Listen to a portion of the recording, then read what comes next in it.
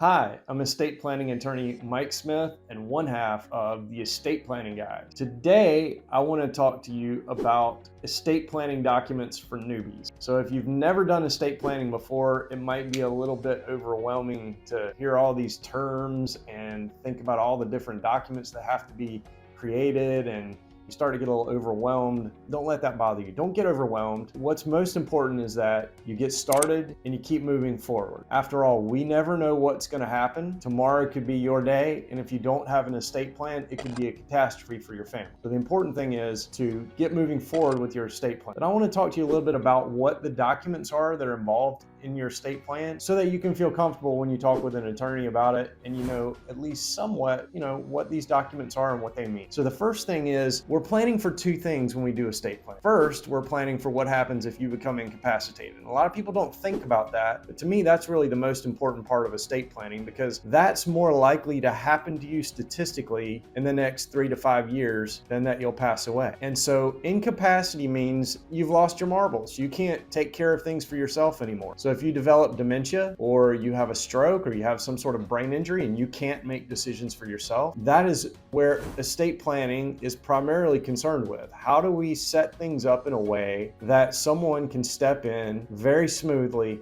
and take care of your financial and other affairs for you if you become mentally incapacitated? So there's a few documents that help with that. The first one is what's called a power of attorney. A power of attorney is a document that names an agent, called an attorney in fact, who can take care of your financial affairs for you if you're unable to do so. And in Georgia, a power of attorney has two sections. There are general powers, which are things like dealing with your real estate, dealing with your personal property, dealing with your estate planning, and you can choose specifically what general powers you want your agent to have, or you can just say, hey, I want my agent to have all of these powers. The second section are specific powers, what we call hot powers in Georgia.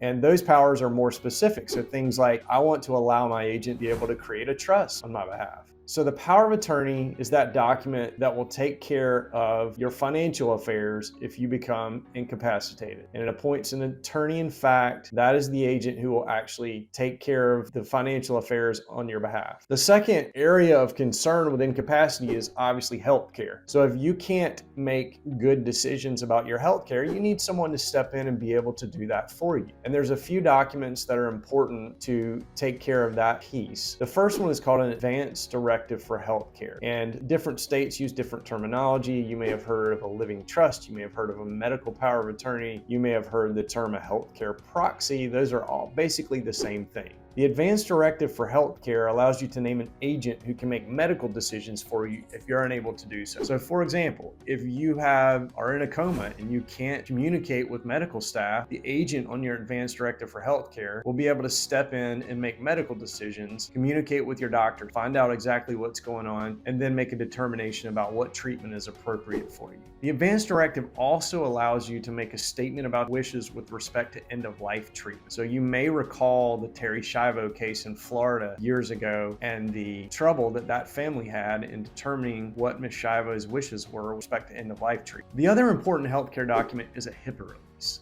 Now, HIPAA stands for the Health Insurance Portability and Accountability Act, long title. It's basically a privacy law, and it restricts medical providers from sharing any information about you with anyone else unless you've given them explicit permission to do so. When you go to the doctor's office and they hand you the clipboard, one of the pieces of paper on the clipboard is the HIPAA release. And it usually says something like, I authorize you to talk to the following people about my medical care. And it may say things like, if you need to call and I can't answer the phone, you can leave a voicemail for me with the details, etc. The thing about a HIPAA release is that in order to execute a HIPAA release, you have to be conscious and competent. And there are situations that arise where you might not be able to execute a HIPAA release. So for example, if you were in a car wreck and you're unconscious and they take you to the hospital, you can't execute a HIPAA release. In that sort of circumstance, your family would then not be able to get information about your condition and your treatment. So it's important to have a HIPAA HIPAA release, a general HIPAA release that spells out these are the people that I wish to receive information about my medical care. The next document that's important is what I'd refer to as an asset organizer. So this is something that you may have a paper table that you would fill out with asset information on it. You may have a spreadsheet that you use that you're going to want to make sure that your family will have access to, or you may do something as simple as making copies of the statements that you receive every year. So at the end of the year, you receive a final statement, you make a copy of that, you put that into your estate planning binder underneath the tab that says personal information. And then if something happens to you, your family has all the information they need about your assets. They can call the bank because they know,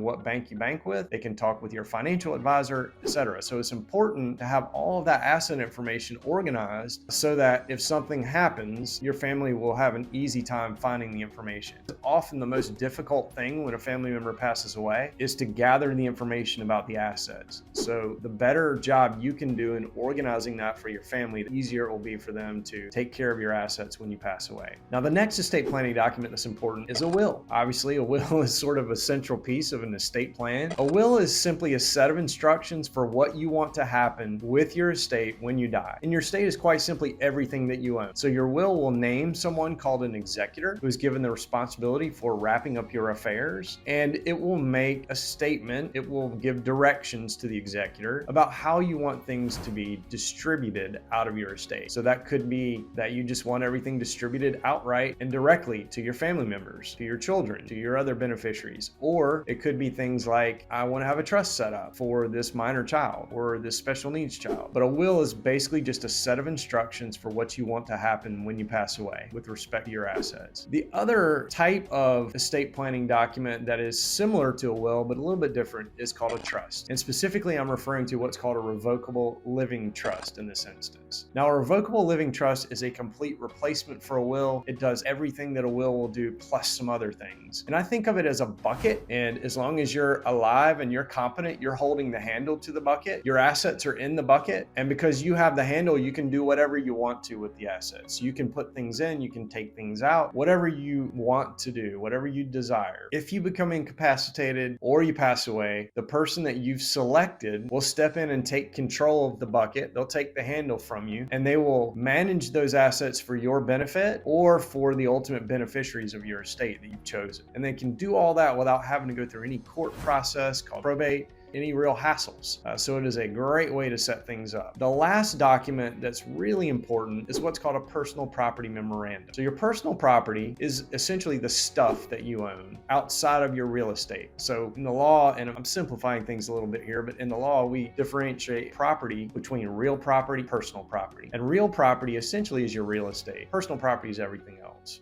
Personal property memorandum is a document that's separate from your will or trust that specifies how you want your personal property to be distributed. And the great thing about it being separate from your will or trust is that you can change that anytime you want to, very simply. And that's just a list of, I want, Aunt Sally to have this painting that's in my house. I want my piano to go to my daughter Jane. The nice thing about that being a separate document is you can just change that anytime you need without having to go to an attorney to do an amendment or a codicil to your will. So that personal property memorandum is referenced in your will or trust, and it says, this is how I want my personal property to be distributed. And the trustee or the executor will follow those instructions to distribute that personal property. And the interesting thing about personal property is that sometimes it doesn't have a whole lot of monetary value, but oftentimes for a beneficiary, it has a lot of sentimental value. So it's very important to make sure that you find out from your beneficiaries what they think is important, what they value from a sentimental standpoint, and then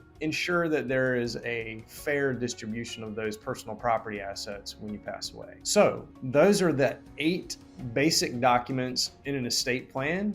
If you want to get started with your estate planning today, click the button below to book a discovery call with our team. I'm Mike Smith with the Estate Planning Guys.